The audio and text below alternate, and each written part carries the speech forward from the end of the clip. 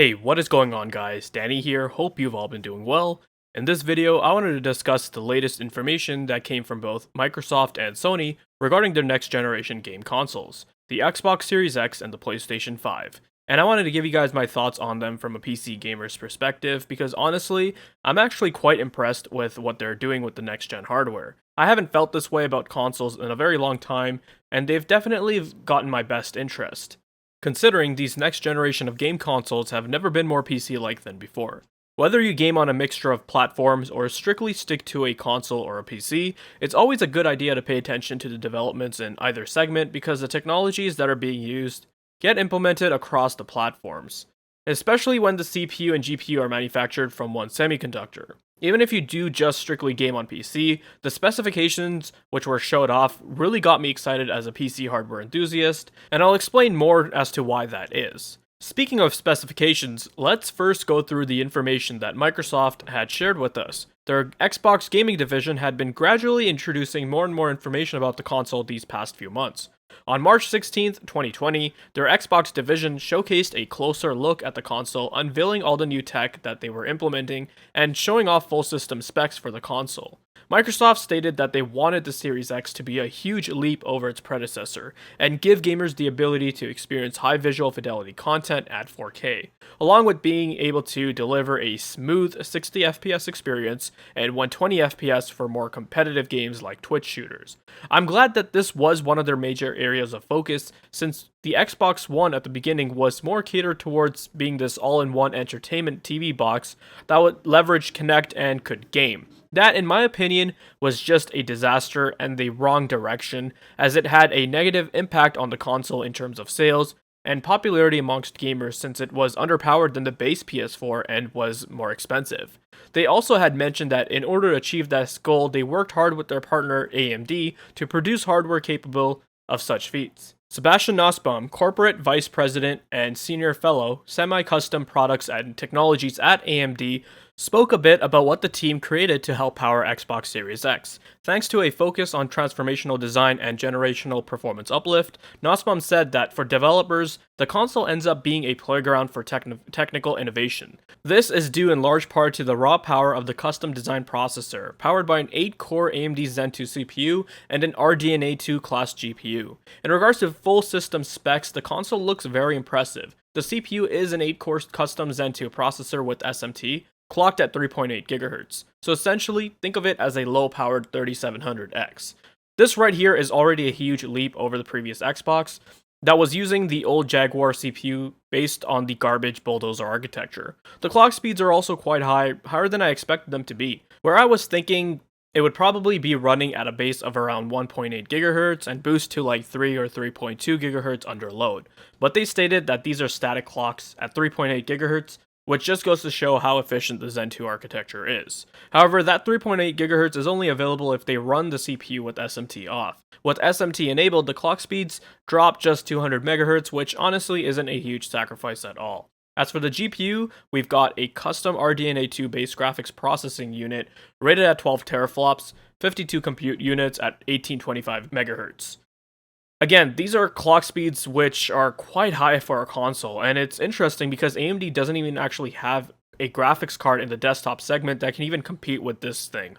So that's really intriguing because this basically is giving us a small preview of what we can expect from AMD's RDNA 2 platform once it arrives in the desktop. Of course, since this SoC is using Zen 2 and RDNA 2, it only makes sense for it to be fabricated on a 7nm node, though I'm not exactly sure what they mean by enhanced. Does it perhaps pertain to 7nm Plus, which is a slightly tweaked 7nm that we saw from TSMC, or is it a totally different node altogether? Nonetheless, with this new manufacturing node, transistor density will be a lot greater.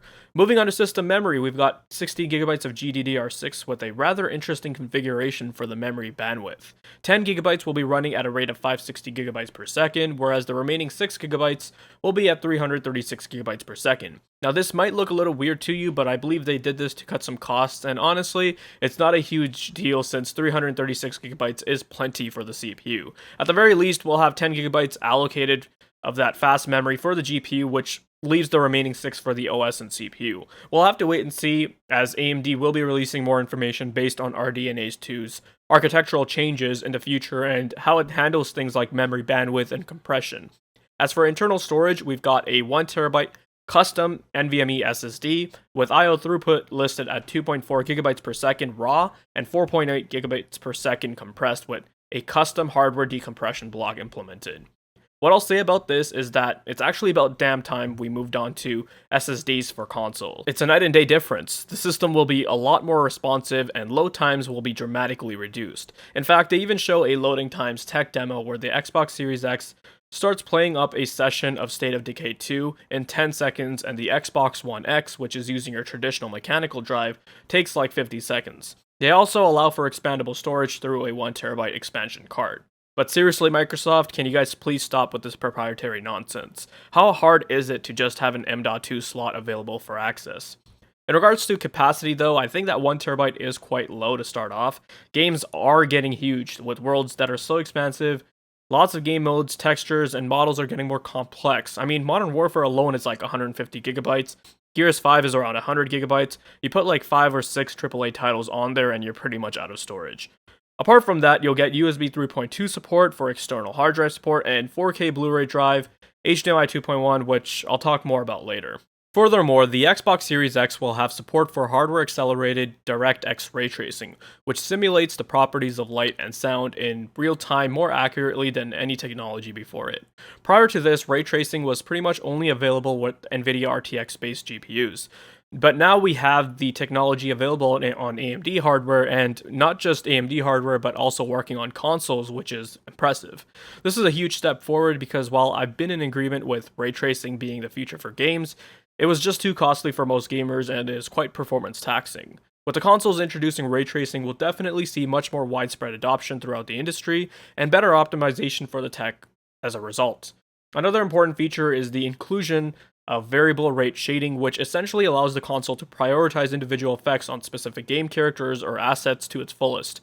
The console can dynamically choose what to detail at first. This can in turn help improve in performance and allow developers to meet FPS targets much more easily without a huge impact on visual quality. If you guys are more interested in a deeper dive into the Series X, definitely check out Digital Foundry's Deepest Dive, where they go through all the features in a more in-depth fashion. Moving on to Sony, and a couple days later, on the 18th of March, they unveiled new details of the PlayStation 5, including hardware technical specs. They talked about many things just as Microsoft did with their console, such as the inclusion of an ultra-high-speed SSD, a new powerful CPU and GPU, support for ray tracing, and more. Their goals also shared a similar story, building a new platform where gamers could enjoy beautiful graphics, higher frame rates, and be able to experience expansive large worlds with virtually no load times. So let's go ahead and take a look at the specs, starting with the CPU, which is an 8-core, 16-thread Zen 2 CPU with variable frequency and a boost of up to 3.5 GHz. It looks like for the CPU, they've gone the same direction as Microsoft, just slightly lower clock speeds, but honestly, with the resolution and frame rate they're targeting, it shouldn't make a huge impact as the GPU will be doing all the heavy lifting anyways. As for the GPU, this is where things get quite different for the PlayStation 5 when compared to the Xbox Series X. The PS5 will be using an RDNA 2 based GPU, rated at 10.28 teraflops. Again, they mentioned variable frequency, but the key specs here is that it has a 36 compute unit GPU running at 2.23 GHz. So the Xbox Series X has 44% more CUs, but that difference should be narrowed down by the GPU running 22% higher clock speeds. Also, a GPU running at 2.23 GHz is definitely something we shouldn't overlook. That's pretty damn impressive because even the highest end GPUs on a desktop don't even clock that high. It wasn't until I attached a large 316mm radiator to my RTX 2080 where I got it stable at 2100 MHz. The fact that we're seeing these figures from a console no less is a device which is a lot more power and thermally constrained due to being in a smaller form factor is, again, quite impressive. Furthermore, for system memory, we've got 16GB of GDDR6 running at 448 GB per second of memory bandwidth. Sony has decided to stick with a more uniform configuration as opposed to the direction that Microsoft took. Both will work just fine in my opinion. As for storage, we've got a custom NVMe SSD that has a total capacity of 825 gigabytes. However, unlike Microsoft, Sony will allow for standard expandability as opposed to a proprietary storage slot, so good on them for that. It'll make it much more easier for consumers to upgrade since the base storage is so low. In terms of raw bandwidth, we're looking at 5.5 gigabytes per second, which is almost double that of the Xbox. Along with that, we've got a Blu-ray player, support for 4K 120Hz and 8K via HDMI 2.1. The PS5 will be supporting other similar technologies as the Xbox Series X, such as variable rate shading, quick resume, mesh shading, and more, because the underlying microarchitecture is the same for both the CPU and GPU wise. I'm sure as time goes on and we get closer to the release date of the consoles, we'll be getting more information, but as far as specs go, this is pretty much as close and transparent as we're going to get from Sony and Microsoft. We already know as much as possible when it comes to Zen 2 since the processors have been out on the desktop for like 9 months now, but when it comes to RDNA 2, there's still a lot of information we don't know about, and I'm hoping to see AMD give us that info as the year goes on, because with everything that's going on currently in the world, who knows what will happen. So now that we've gone through the specifications of both of these consoles and talked about some of the cool new features that they're bringing to the table, I want to elaborate on a point I mentioned at the start of this video. Why I, as a PC gaming and hardware enthusiast, am excited about these next-gen consoles. I didn't start venturing into the PC hardware world until about 2008, but before that I was pretty much just gaming on consoles. Even after that, I was still using my 360 until about 2013, where I'd pretty much strictly switched to PC. One of the reasons for this was because when the previous generation consoles were showcased, I really wasn't impressed with the hardware they were using. It was as if they went to Newegg and went on the clearance site and just got some entry-level PC parts to put together and call it a day. They were underpowered day one, and along with that, all the other console constraints that came with them just turned me off from that market segment. Plus, I'm not interested in paying monthly to play my games online. Literally 1 year later, and you could go onto YouTube and find thousands of build guides claiming that this $400 or $500 PC would outperform those consoles by a mile, and that was honestly true. When those consoles came out, it was a time where 1080p TVs and monitors had become the norm, and 4K was just starting to enter the market. When it came to delivering 1080p performance at 60 FPS, they struggled. I'm not going into complete detail about it, but you can pull up the spec sheets and at a glance, you'll be able to see why the previous gen consoles weren't that great when it came to performance compared to an entry or budget gaming PC. It's also why we saw mid-cycle refreshes for both consoles with the PS4 Pro and Xbox One X, because games were becoming more and more demanding, developers were left constrained and with the old hardware, and they wanted more power to work with. However, with these next-gen consoles, which are dramatically faster than the previous gen, even the mid-cycle refreshes, all of that will change. As you guys saw from the specs, these consoles are running specs that are equivalent to high-end gaming PCs. 8-core CPUs, high compute unit GPUs that are clocked aggressively high, SSDs, 16GB of system memory.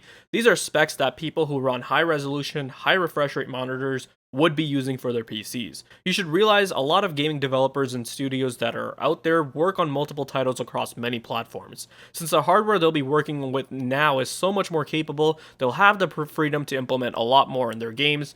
Graphics and visuals will appear much better, physics and simulations will be more complex, worlds will be so much more expansive. When the quality of console titles will go up, as a result, these same titles will allow PC gamers to reap the benefits too. Games will be optimized a lot better, and higher-end PC hardware can finally be leveraged too. Over the past few years, with AMD pushing Ryzen onto the desktop market, more and more PC gamers have been opting for higher core count CPUs. Ryzen 5s, which are 6 cores, Ryzen 7s, which have 8 cores, and now we've got Ryzen 9s on the mainstream, which have up to 16 cores. I mean, at places like Micro Center, I've been seeing them sell Ryzen 5 1600s for as low as $85, and here in Canada, I even saw Ryzen 5 2600s for going as low as $99. So whether you're building a high-end system or a budget one, it was very easy to build a system with more than just 4 cores now. If not Ryzen and you opted for Intel, but even on their mainstream lineup, you've got 6 cores and up now. However, even to this day, I've seen a concerning amount of games released which are poorly optimized, and you have so much of that CPU power left untapped because at most the game is utilizing 2 to 4 cores. Now that consoles have CPUs which have reached parity with a PC gamer system, I think we'll be definitely seeing the benefits of owning a high-threaded part. In regards to GPUs, it's another huge step forward. Digital Foundry actually tested the Xbox Series X, and the console was matching performance in Gears 5 with the same settings as a PC that was using an RTX 2080. Along with the ability to use tech like ray tracing and other rendering methods as I mentioned before, developers having this kind of power to utilize in the next coming years will definitely see titles that will look photorealistic at this point. That's very impressive. They're bringing this high-end GPU performance to the masses. The types of GPUs that are more often sold at your local computer hardware stores aren't even RTX 2080s. That's a niche market. They're more along the lines of a GPU in that price to performance sweet spot, like a GTX 1660 Super or an RX 580. Hence, everyone will be able to benefit from these advancements, even if you won't touch a console.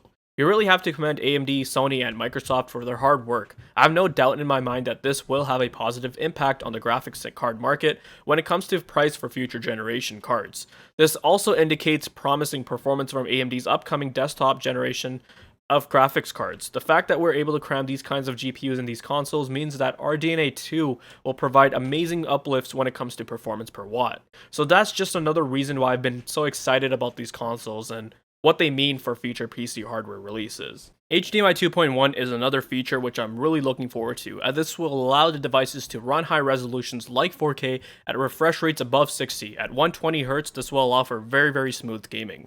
Along with that, being able to include adaptive sync capabilities like FreeSync is another huge benefit. So if you're in the market for a new TV and you're planning on upgrading to these next-gen systems, definitely look into a TV with HDMI 2.1.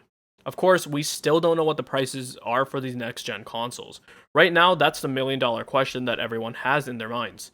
Traditionally, consoles have always been sold at a slight loss, but it's because of software revenue, subscriptions, microtransactions, etc., where they can make up from the losses. With the impressive hardware that's been packed into them, I can see them raising prices than where previous releases of consoles hardware has started from.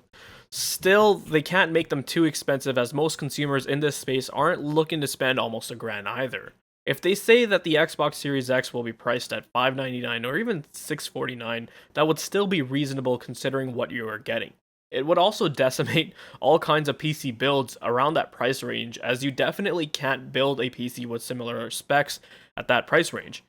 I'm probably going to be making another video in the near future where I take a look at some pricing options of equivalent PC hardware and see how it stacks up. Nonetheless, this will result in bringing hardware prices down, and at the end, consumers will win regardless. So for the most part, while I may not actually buy a next-gen console, I'm still very much looking forward to their release. It'll be interesting to see what kind of updates we see in the future regarding hardware and the impacts, but I'm very excited for it. But that's all I have to say for now. If you have found this video to be informative and helpful, leave a like. Let me know your thoughts down below. If you're interested in more content like this, then make sure you're subscribed. Thanks for watching, take care, and I'll see you in the next one.